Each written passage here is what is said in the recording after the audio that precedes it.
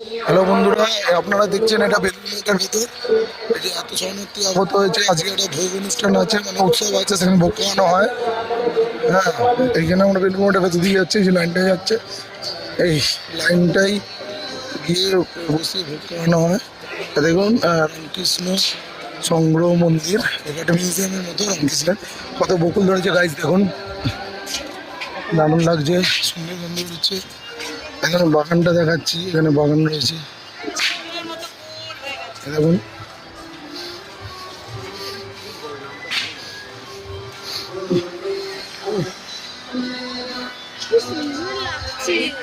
চন্দ্রমল্লিকাগুলো দেখ,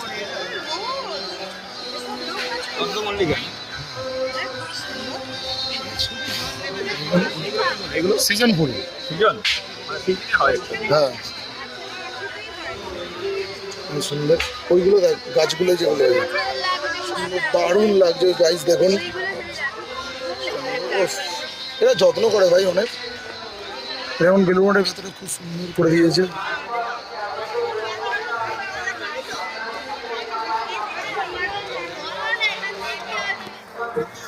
খিদে পায় না নাকি, তুই এরকম করছিস?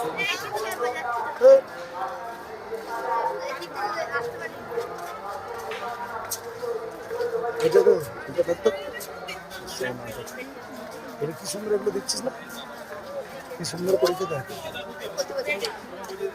আমি তো অনেকদিন সত্যি পড়ে গেল, আমার হচ্ছে যেন কিরকম অনুভূতি লাগছে, বিদেশ থেকে এসছে। কি সুন্দর স্থাপত্য শিল্পগুলো দেখুন আপনারা, পুরো মাটি দিয়ে করেছে, সিমেন্ট দিয়ে, খুব সুন্দর লাগছে দেখতে, দারুণ লাগছে।